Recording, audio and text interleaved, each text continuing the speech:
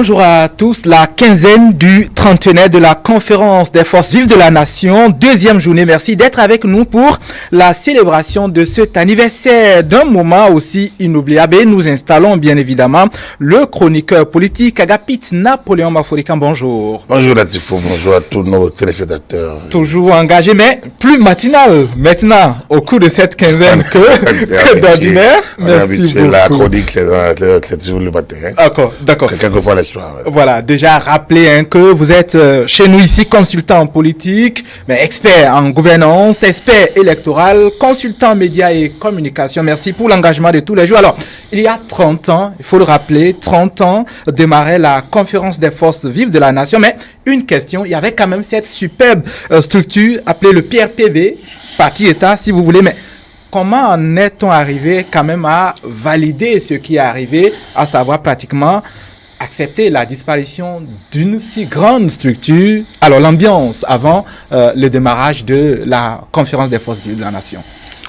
Hier, je vais vous dire que nous espérons que certaines voix qui pourraient mieux porter, parce que étant des acteurs de l'époque, étant présents, étant des acteurs donc, que certaines voix pourraient mieux nous situer, parce que nous n'étions pas sur les lieux, donc mais nous les vivions de l'extérieur, et après, donc ce que nous avons pu lire et apprendre ça et là de nos entretiens avec certains acteurs, nous font dire que le PRPB était essoufflé. Le PRPB, il faut simplement dire ceci. C'est quoi le PRPB? Le Parti de la Révolution populaire du Bénin, à l'époque, était le parti État. C'est-à-dire que les inspirations du gouvernement, de gouvernance, de gestion du pays provenaient du parti.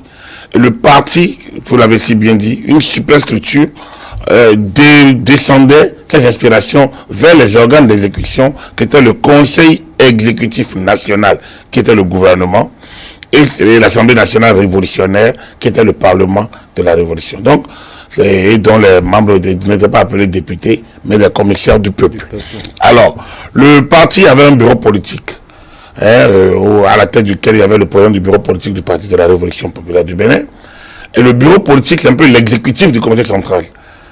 Et le comité central, c'est un peu, disons, le chapeau, le podium du bureau du comité central. Le comité central étant la grande assemblée du parti, en dehors du congrès, c'est l'assemblée délibérative entre deux congrès. Donc le comité central, c'est un peu une représentation nationale des structures étant membre du comité central et membre du parti. Et maintenant, au niveau du parti, il y avait les militants, on était tous censés être des militants du PRPB. C'était un peu ça le principe. Regardez un peu l'organisation du Parti communiste chinois, du Parti communiste soviétique à l'époque, c'est un peu les mêmes structures. Actuel, comment on dit, le Parti communiste chinois actuel représentait où ça a évolué? Non, ça n'a pas vraiment évolué. La superstructure a toujours été, le politique bureau a toujours été, le Parlement a toujours été. Bon, après ça s'est ouvert, c'est peut-être pas les mêmes il y a 40 ans, il y a 30 ans, il y a 20 ans. Ça se modernise, mais la superstructure, la machine est toujours un peu la même. Alors donc, à l'époque, on était tous censés être membres du PRPB. La faiblesse fondamentale du parti, et d'autres voient le dire mieux, c'est que le parti, autant le regard qu'on avait dehors du parti, à l'interne, on ne voyait pas vraiment ce parti. C'est-à-dire qu'à l'interne, il n'y avait pas une organisation pour structurer les militants, pour avoir un fichier de militants, pour mobiliser les militants, pour organiser les militants et pour utiliser le terrain. Malgré cet organigramme que vous avez décliné. Oui, la structure fonctionnait à tous les niveaux, mais de manière réelle, aucun citoyen ne se sentait réellement du PRPB. On était tous, moi j'étais, comme je l'ai dit, je fus militant de la Révolution, membre des cercles d'études révolutionnaires, membre du mouvement révolutionnaire scolaire, j'ai été formé à la Révolution. Parce que c'était intéressant, disons, en tant que jeune. Il y avait une vie politique. Il y avait une vie, il y avait un visage, mais surtout il y avait une ferveur. On aimait, on était formé à aimer la patrie, à aimer le pays, à aimer la République, à être de bons citoyens. C'était conçu comme ça. Le système vous haranguait, le système vous donnait des raisons de rêver. Le système il y avait le slogan. Tout à l'heure, j'ai entendu prêt pour la révolution et la lutte continue. Oui, il y avait ça. Mais c'est quoi la révolution? La révolution, c'est discipline, travail. La révolution, c'est révolution, donc c'est la démocratie, c'est la participation c'est la production nationale, c'est la construction nationale. Donc, ces choses qui sont revenus au niveau de l'école nouvelle étaient les fondements de la révolution. La révolution, c'est former un citoyen de type nouveau. La révolution, c'est compter d'abord sur nos propres forces. La révolution, c'est être un citoyen capable de participer au développement de son pays. Aujourd'hui, est-ce que vous pensez mieux qu'il y a mieux encore aujourd'hui en termes de rêve, en termes d'idéal? Il n'y en a pas. Donc, sur le principe, je dis sur le principe, la structure était bien organisée. Après, dans la mise en œuvre, il y avait déjà, et c'est là que je réponds à votre question, dans la mise en œuvre, il y avait déjà les divergences de départ qui ont conduit à la création du Parti de la Révolution populaire du Bénin. Ces divergences de départ, il fallait les chercher au lendemain du coup d'État du 26 octobre 1972, où les militaires ont donné le pouvoir aux plus jeunes, mais aujourd'hui au mouvement de jeunesse. Organisez-vous. Aux jeunes, pas forcément militaires. Non, aux jeunes civils. Aux jeunes civils. Intellectuels, des cadres qui viennent d'être formés, qui viennent de l'extérieur, les autres qui sont au pays, des mouvements ci et là, qui se sont retrouvés dans cette révolution. Après les errances et les errements de 60 à 72, ils se sont retrouvés. Donc c'est eux qui n'ont pas pu, parce qu'il y avait deux positions, ceux qui voulaient faire de la stratégie, nous restons un peu derrière, on soutient, mais on se réserve le droit de prendre nos distances si les militaires trahissaient. Et il y en a qui disent non, autant être là pour surveiller. Ces deux positions ont finalement conduit à un clash. Le parti, les militaires ont pris leur position. Ils étaient avec ceux qui ils ont pu finalement récupérer le mouvement de ceux qui voulaient. Ceux qui étaient entièrement engagés. Engagés, exactement, vous l'avez compris. Du coup, la création, l'option marxiste-léniniste de 30 novembre 1914 découlait de ce choix. Donc, ce n'était pas nécessairement le choix des autres, mais c'était quand même, bon, ils sont de la gauche, ils n'estimaient pas qu'on devrait faire une option marxiste-léniniste, mais ils se disaient que, bon, voilà, c'est peut-être, bon, on va regarder toujours, si ça marche, tant mieux. Et puis mais toujours attentiste, hein, pas opposant. Pas opposant, pas vraiment encore opposant. Mais après, quand leurs camarades ont pris l'assaut du parti et donc de la gestion du pays avec la création du Parti de la Révolution populaire du Bénin, la création de la République populaire du Bénin, le parti devenant l'État, en fait devenant la superstructure de l'État, vous comprenez que c'est une manière de les isoler. Surtout que certains d'entre eux ont commencé par les récupérer, dont l'une de leurs têtes de ponte, Adjobo Koignas, qui fut numéro 2 du pays pendant un temps. Après, il a été malade, il est décédé. Donc, voilà un peu l'environnement de départ. Et cet environnement est revenu vers la fin. C'est-à-dire que les divergences sont restées à l'interne. Depuis 1979, après 1979, le régime a connu un premier fléchissement. Je dois quand même rappeler que de 1977 à 1979, après l'agression, le régime s'est un peu radicalisé. Mais c'est dans cette dynamique que la conjoncture économique internationale, étant lue par certains cadres de gauche, qui n'étaient pas nécessairement du parti, ils ont fait la première alerte, c'est-à-dire la conférence des cadres. La conférence des cadres. Oui, c'était les gens comme les Robert Dessous, ils auront l'occasion de nous en parler, j'espère. Robert Dessous, Dassondo Gédéon, je pense Bruno Amoussou, je pense Fakoré Dazaria, je pense Ali Koussé. Voilà, donc un certain nombre quand même de hauts dignitaires, un peu notamment de la gauche, qui sont retrouvés. Et on fait la première alerte en disant, tel que le régime fonctionne, il faut s'ouvrir, sinon on va droit vers la déroute. Le président les a ridiculisés, on a nommé quelques-uns au gouvernement qui ont refusé et qui ont fini par claquer la porte. Il les a sortis en fin d'année 84. Donc, ça s'était passé. Ensuite, il y a eu la grève de 85, avec le parti communiste de Dahomey, qui a commencé vraiment par occuper du terrain. Et la réponse à la grève de 85 n'a pas été suffisamment forte. Disons que ça a été une réponse un peu classique. C'est des anarcho-gauchistes, il y a des réactionnaires, certains se sont infiltrés parmi nous, ils ne sont pas convaincus. Et donc il y a eu une sorte donc le régime s'est libéré d'un certain nombre d'apparatchiks, de camarades. Oui, mais qu'est-ce qu'ils pouvaient faire? D'un certain nombre de camarades, je me rappelle, c'était dans la foulée, parce que le congrès du Parti de la Révolution populaire a eu lieu en 84, mais déjà en 85, on a connu un peu ça. On a eu des élections dans le cadre de la constitution du 26 août 77, en 84. Donc en 85, déjà, il y a eu ce fléchissement avec la grève qui a paralysé les établissements scolaires, la cure à l'interne avec le départ d'un certain nombre de visages de coup d'État de 114, de 72, dont Michel Aladaye, qui était quand même il a été quand même au dignitaire. Oui, c'est un militaire, bon teint, de façon quelqu'un a fait un bon regard, bonhomme, un peu amené les affaires. Disons, il avait un peu le visage de l'arrondi de l'époque, voilà, les affaires étrangères. Il portait mieux, parce que cette révolution qui était mal perçue à l'extérieur, mal conçue, mal organisée, enfin, mal regardée, enfin, il était méfiant vis-à-vis de Mathieu Kérékou. Il la vendait malgré tout. Il a su le vendre, Michel Aladaye, c'est un peu un homme de l'équilibre. Bref, il a été écarté à l'époque. Bref. Et donc, de 85 à 86, on a commencé les crises économiques. La crise économique a commencé par s'exacerber, l'essoufflement du système. Alors, vous voyez, à l'interne, il y avait des divergences, des guerres de leadership. Avec les difficultés, ces divergences-là. Exact. Et à la tête, le chef de l'État, Mathieu Kérékou. Regardez ça comme des chamaillements de cadres. Il ne voyait pas encore le vrai visage le vrai. Il ne percevait pas le problème. Il ne percevait pas réellement encore l'ampleur du problème. Il ne percevait pas. Il croyait que c'était la béninoiserie. Il croyait, en fait, c'était pas encore le mot, mais c'était des intellectuels tarés qui avaient du mal à entrer dans la dynamique. D'autant qu'ils étaient déjà commencé déjà par montrer un certain agacement lorsque les sociétés d'État ont connu toute une faillite totale. Ils se disent, mais attends, ces gens-là, donc c'est des incapables. Donc en fait, parce qu'il lui-même le dira à la conférence, il n'a jamais lu Karl Marx, il n'a jamais lu Engels, il n'a jamais lu Lénine.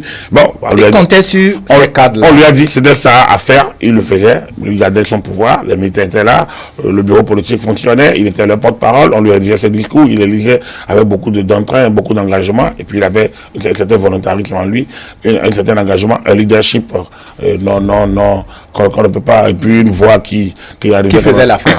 Voilà. Donc, vous comprenez que lorsque ça périclite au niveau international et que les caisses sont vides, vous n'allez pas voir le parti devant. Alors, donc, voilà un peu l'ambiance à la veille de la conférence nationale. Le PPB n'était pratiquement plus dépassé, carrément. Et oui, mais on a même fait son requiem. Son requiem, c'était cette session extraordinaire dont j'espère, il y a eu très peu d'écrits là-dessus, j'espère que des universitaires le feront au regard de ces 30 ans. On ambitionne également un bon débat. C'est-à-dire que la rencontre des 6 et 7 décembre 1989 a quand même tué, enterré le PPB. C'est une rencontre, on a dit, le parti ne dirigeait plus l'État. L'idéologie marxiste-léniniste n'était plus l'idéologie de l'État. Dès que vous le dites... C'est un enterrement avec les cadres du parti ou... On l'a assommé, on a assommé la locomotive, on l'a arrêté, on l'a dépouillé des wagons. Enfin, quand vous assommez la locomotive, quand vous tirez sur la locomotive, à quoi servent les wagons? Donc, le PPB a disparu. On l'a tué et enterré ce jour-là. Puisque, au sortir de cette séance, imaginez le bureau politique. On a même promis au cadre des finances qu'on leur remettrait leurs locaux, que le PPB avait de facto occupé. C'est le symbolisme, c'est le symbole de la fin d'une règne. Voilà, donc, voilà un peu l'ambiance. Alors, donc, vous me demandez comment était le parti de PPB vient faire. Puisque on l'a totalement édenté. À partir de ce moment-là, le seul maître à bord, je l'ai dit une fois, c'était Mathieu Kérékou. À partir du moment où... Est-ce qu'en partie, par stratégie, il s'est joué de ces gars, de ces hommes, si vous voulez? J'ai l'impression que Mathieu Kérékou était un fin calculateur, un fin joueur. C'est dommage, vous savez, 30 ans, lui-même il est parti. C'est dommage que ceux qui étaient très très très proches de lui, j'espère qu'on aura quelques témoignages. Parce qu'il fallait voir un peu qui... Moi, c'est un dossier, par exemple, on l'aurait gagné, que ça aurait été intéressant, personne père l'âme. Mathieu Kérékou a su récupérer progressivement. Et nous allons voir au cours de la conférence nationale, vous allez voir comment, en fin militaire, stratège, jour après jour, il s'est adapté. Vous savez, la stratégie, c'est une expression, c'est un mot militaire. Voilà, là, je pense que à la conférence nationale, en ce moment-là, Mathieu Kérékou a montré qu'il était un vrai militaire, un officier.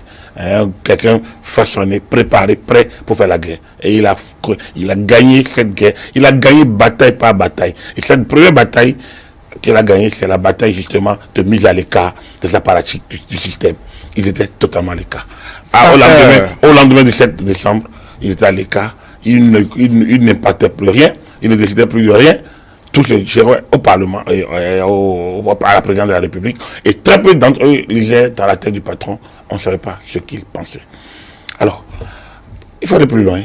Parce qu'on a parlé du 6 et 7 décembre. Tout à fait. Mais déjà, en juin, il y a eu les élections au niveau du parti, les élections générales. Mathieu Kérékou, revenu au pouvoir, donc a été réélu en août. Et le 2 août, président, à nouveau président du comité central, président de la République, chef de l'État, chef du gouvernement, bref, tout ça là.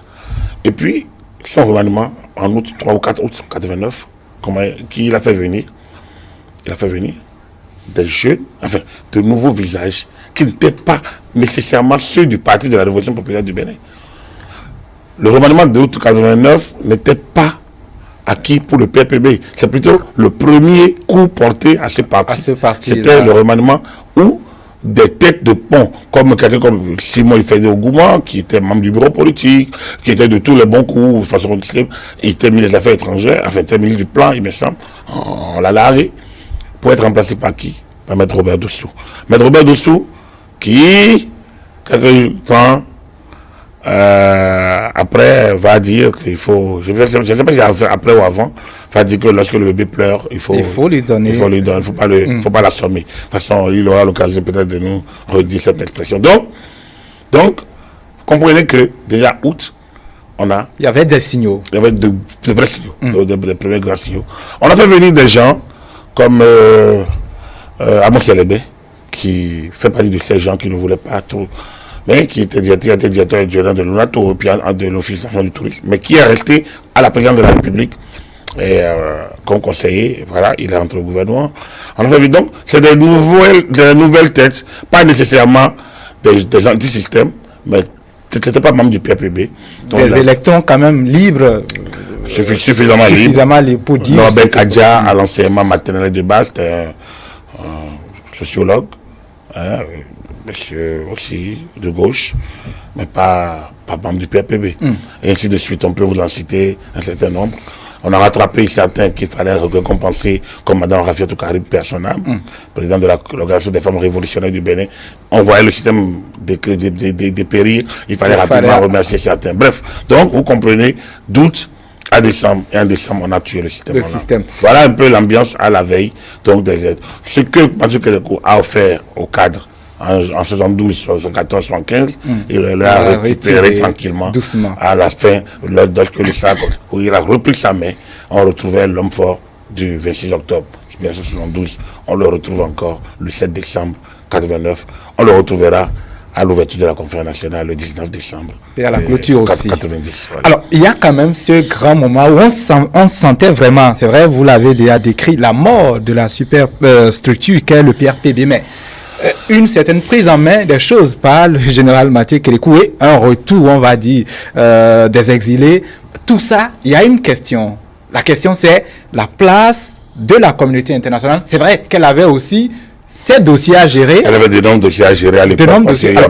N'oubliez pas, il y avait Tchadamène, c'était la période, juin 89. C'était le moment où le monde, ça tanguait. Vous l'avez souligné hier, l'apartheid.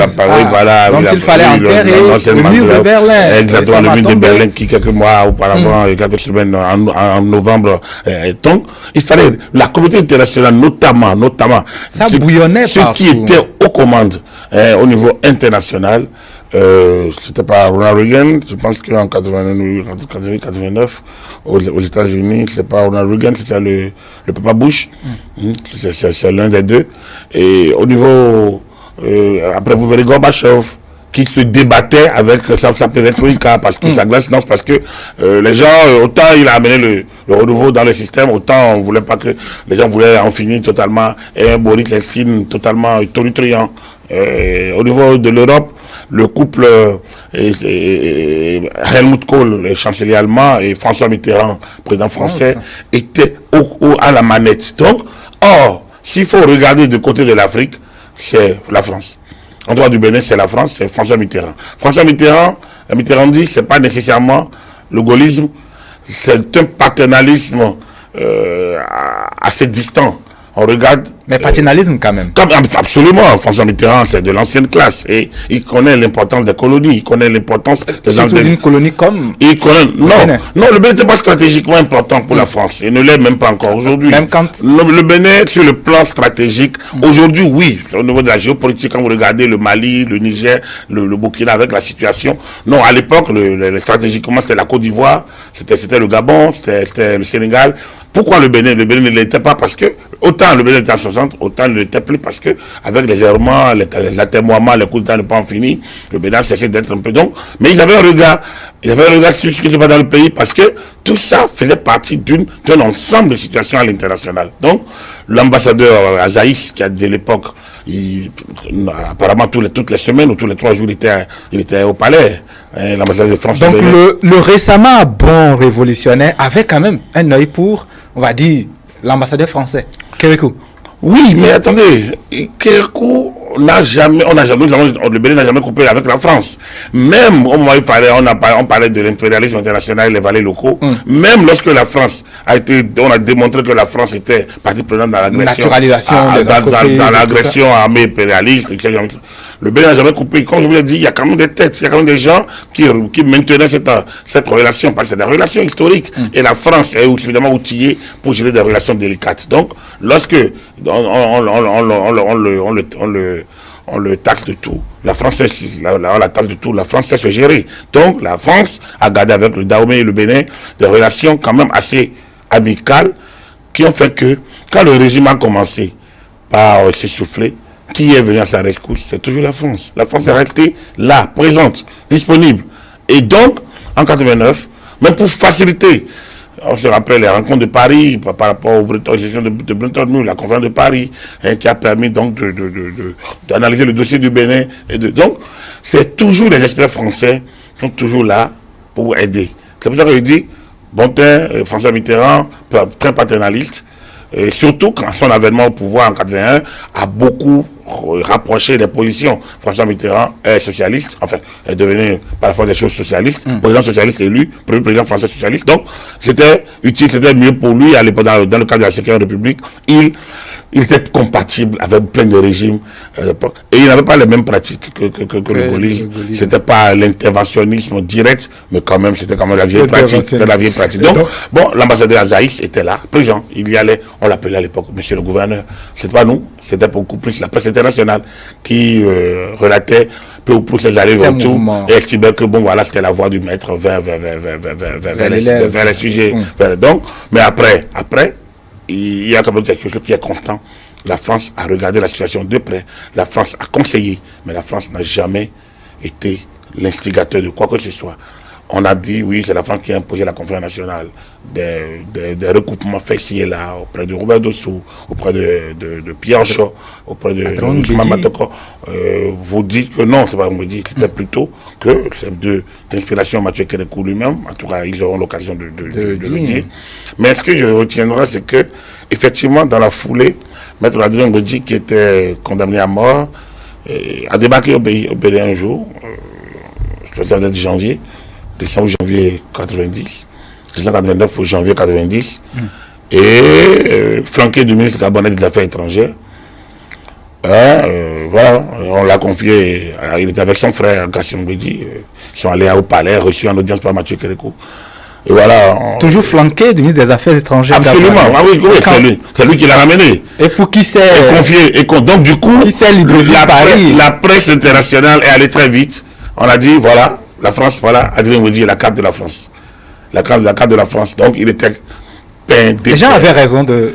Je pense, avec le recul, oui, pourquoi pas. Je pense qu'il y a eu des contacts. Rien n'était barbré, rien n'était taillé dans du marbre, mais oui, il me semble qu'il y avait des contacts. C'était peut-être pas la seule carte, parce que n'oubliez pas, il y avait des Béninois qui étaient à Paris avec Séverin Adjovi et autres, les perspectives 99, mais c'était pas. Mais il faut retenir que, oui, Adrien Ngwedji, de retour au Bénin, se disant disponible, c'est quelqu'un qui a été condamné à mort par le régime, devenu premier ministre de Mathieu Kérékou, ça pourrait faire une ouverture. Alors donc, très tôt, les gens l'ont ébruité et ça n'a pas fait du bien à Maître Mbedi, puisque à l'entrée de la conférence nationale, il était déjà perçu comme le joker français. Je pense que beaucoup ont utilisé ça contre lui pour faire éclairer quelqu'un comme M. Fodje Danexo. Alors, en définitive, consultant en définitive, finalement, la conférence des forces de la nation, elle a été souveraine de point de vue interne, mais international aussi. Absolument, on aura l'occasion de rentrer dans la conférence. Je pense que à l'interne, au niveau de la conférence, on va y voir, on va voir. Oui, ce fut une très belle séance. Hein. Moi, je le dis toujours, ce fut une belle messe, une grande messe, une majestueuse messe. Mais je suis toujours perfectionniste. Je pense qu'on ne l'a pas suffisamment célébré. On l'aurait célébré en la tuant. C'est-à-dire... Très vite. Pour évoluer. Pour évoluer, exactement. On a trop... On était vraiment tout fiers, comme je l'ai dit. On était tellement... C'était comme si on pourrait rester dedans à l'infini. Demandez aujourd'hui aux jeunes qui ont 30 ans, 50 ans, qu'est-ce qu'ils vont vous dire de la conférence nationale. Vous en diront rien, parce qu'ils ne gardent rien. On n'en a rien fait. Et on est resté là. Enfin, on aura l'occasion. Très peu de témoins d'ailleurs acceptent facilement de parler. Donc, vous voyez, je pense que, oui, ben, quand aujourd'hui on dit, mais les idées de la conférence nationale, je pense qu'on va tout relativiser. On va y aller pour nos monos, pour montrer la conjoncture de l'époque, les contingences, les situations, les évolutions qui nous ont conduit vers telle option ou telle option. On peut que rien n'était déjà du taille dans du map. Donc vous comprenez qu'à la veille, aussi à l'interne, le PPB était totalement dépassé, perdu et finalement étouffé, enterré par Mathieu Kérékou, qui a repris le pouvoir. Moi je pense toujours que Mathieu Kérékou a opéré un coup d'état civil seul, et en utilisant les instants du parti. Bon, et il était devenu seul à bord avant la conférence nationale. Et ensuite, à l'international, la conjoncture de l'époque a permis d'avoir la main. C'est-à-dire, il n'y avait pas vraiment encore un interventionnisme. La guerre froide étant en train de finir, la communauté internationale était beaucoup plus préoccupée par d'autres lors de la réorganisation du monde, le rééquilibrage des forces. Et dans cette foulée, on a pu saisir l'occasion quand même nous avons pu dérouler notre messe avec à la manette, on va y arriver. Alors, merci beaucoup, Agapit Napoléon Maforican. La deuxième journée démarre ainsi donc avec vous, la deuxième journée de cette quinzaine-là. Et bien évidemment, appeler les téléspectateurs à rester aussi collés à nos programmes parce que de jour comme de nuit, ça va se passer ainsi avec beaucoup de choses qui ne se sont pas suffisamment dites sur cette conférence. Merci pour ce numéro 2 de votre passage matinal.